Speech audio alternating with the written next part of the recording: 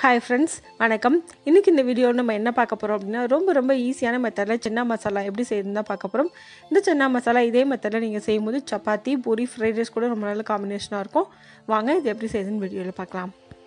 சென்னா மசாலா செய்கிறதுக்கு நான் இன்றைக்கி 200 கிராம் அளவுக்கு கொண்டைக்கடலை எடுத்திருக்கேன். நல்லா கழுவிட்டு தண்ணி ஊற்றி ஒரு 8 மணி நேரம் போல் ஊற வச்சு எடுத்து வச்சுருக்கேன். குறைஞ்சது 8 மணி நேரம் ஊற வச்சுக்கோங்க. அதிகபட்சமாக நீங்கள் ஆஃப் டே கூட ஊற வச்சுக்கலாம். அப்போ தான் உங்களுக்கு நல்லா வேகும்.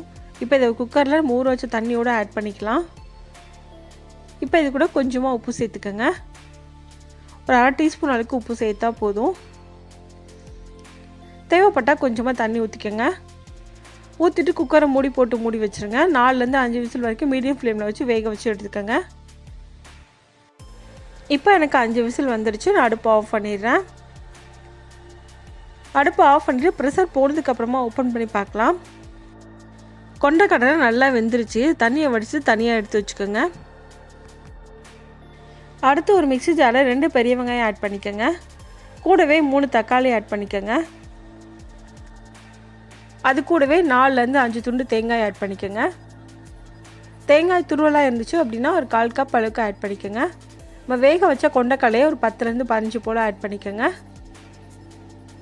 கூடவே 1/4 டீஸ்பூன் மஞ்சள் தூள், காரத்துக்கு ஏற்ற மாதிரி குழம்பு பவுடர், 1 ஸ்பூன் அளவுக்கு கரம் மசாலா ஆட் பண்ணிக்கோங்க. இது எல்லாத்தையும் சேர்த்துட்டு மிக்ஸி ஜாரை மூடி நல்லா ஃபைன் பேஸ்ட்டாக அரைச்சிக்கோங்க. எந்த அளவுக்கு நைஸாக அரைக்க முடியுமோ அந்தளவுக்கு நைஸாக அரைச்சிக்கோங்க. இப்போ நல்லா அரைச்சாச்சு. இந்த அளவுக்கு அரைச்சா போதும். அடுத்து ஒரு கடாயில் 4 ஸ்பூன் எண்ணெய் ஊற்றிக்கோங்க. எண்ணெய் ஹீட் ஆனதுக்கப்புறமா 1/4 ஸ்பூன் சோம்பு போட்டுக்கோங்க. சோம்பு நல்லா ஃப்ரை ஆனதுக்கப்புறமா மற்ற பொருளாக நம்ம ஆட் பண்ணிக்கலாம்.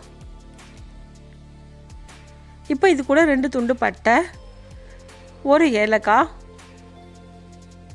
4 கிராம்பு ஆட் பண்ணிக்கோங்க. அடுத்து ஒரு பிரியாணி இலையை 4ஆக கட் பண்ணி ஆட் பண்ணிக்கோங்க. இது எல்லாமே நல்லா ஃப்ரை ஆனதுக்கப்புறமா கட் பண்ண பெரிய வெங்காயத்தை நான் ஆட் பண்ணுறேன். 1 பெரிய வெங்காயம் பொடியாக நறுக்கி ஆட் பண்ணிக்கோங்க. கூடவே 1 பச்சை மிளகாய் ஆட் பண்ணுறேன். கொஞ்சமாக கருவேப்பிலை ஆட் பண்ணிக்கோங்க. எல்லாத்தையும் சேர்த்து நல்லா ஃப்ரை பண்ணிக்கலாம். வெங்காயம் லைட்டாக கலர் சேஞ்ச் ஆனால் போதும். வெங்காயம் லைட்டாக கலர் சேஞ்ச் ஆனதுக்கப்புறமா 2 டீஸ்பூன் அளவுக்கு இஞ்சி பூண்டு பேஸ்ட் ஆட் பண்ணிக்கோங்க. அதையும் சேர்த்து நல்லா ஃப்ரை பண்ணிக்கோங்க. இஞ்சி பூண்டு பேஸ்ட்டோட பச்சை வாசனை போகிற அளவுக்கு நல்லா ஃப்ரை பண்ணணும். இப்போ வெங்காயம் நல்லா ஃப்ரை ஆகிடுச்சு. இஞ்சி பூண்டு பச்சை வாசனை எல்லாம் போயிடுச்சு. இந்த ஸ்டேஜில் நம்ம அரைச்சி வச்சுருக்க மசாலாவை கூட ஆட் பண்ணிடலாம். மசாலா சேர்த்துட்டு நல்லா மிக்ஸ் பண்ணிக்கோங்க. நல்லா மிக்ஸ் பண்ணதுக்கப்புறமா இதை மூடி போட்டு மூடி வச்சிடலாம். மூடி 4லேருந்து 5 நிமிஷம் போட்டு சிம்மில் வச்சு குக் பண்ணிக்கோங்க. வெங்காயம் தக்காளி எல்லாம் நம்ம பச்சையாக அரைச்சிருக்கோம். அதோட பச்சை வாசனை எல்லாம் போகணும். அந்தளவுக்கு குக் பண்ணிக்கோங்க. இப்போ 5 நிமிஷம் போல் குக் பண்ணியிருக்கேன். இந்தளவுக்கு நல்லா குக் ஆகிருக்கு. உங்களுக்கு ஆயில் ஃபுல்லாக செப்பரேட்டாக பிரிஞ்சு வரும். அந்த ஸ்டேஜ் வரைக்கும் நல்லா குக் பண்ணிக்கோங்க.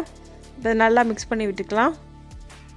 நல்லா மிக்ஸ் பண்ணதுக்கப்புறமா வேக வச்சு வச்சுருக்க கொண்டைக்கடலையை கூட ஆட் பண்ணிக்கோங்க.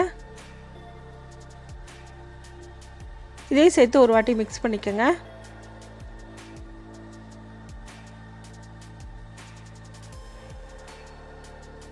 இப்போ நல்லா மிக்ஸ் பண்ணியாச்சு.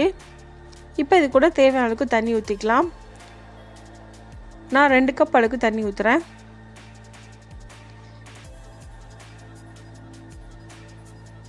கூடவே தேவையான அளவுக்கு உப்பு சேர்த்துக்கோங்க. நம்ம கொண்டைக்கடலையில் ஆல்ரெடி உப்பு போட்டிருக்கோம். அதனால் கொஞ்சமாக உப்பு சேர்த்தா போதும். கிரேவிக்காக மட்டும் கொஞ்சமாக உப்பு சேர்த்துக்கோங்க. சேர்த்துட்டு நல்லா மிக்ஸ் பண்ணிக்கோங்க.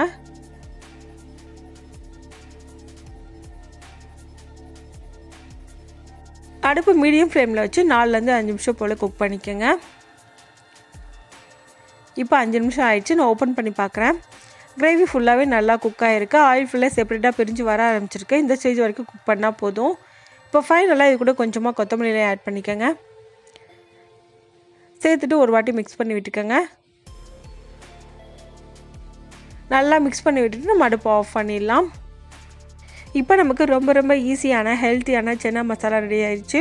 இந்த ரெசிபியை இதே மெத்தடில் நீங்களும் செஞ்சு பாருங்கள். இந்த வீடியோ உங்களுக்கு பிடிச்சிருந்தா லைக் பண்ணுங்கள், ஷேர் பண்ணுங்கள், கமெண்ட் பண்ணுங்கள். மறக்காமல் சேனலை சப்ஸ்கிரைப் பண்ணுங்கள். தேங்க்ஸ் ஃபார் வாட்சிங்.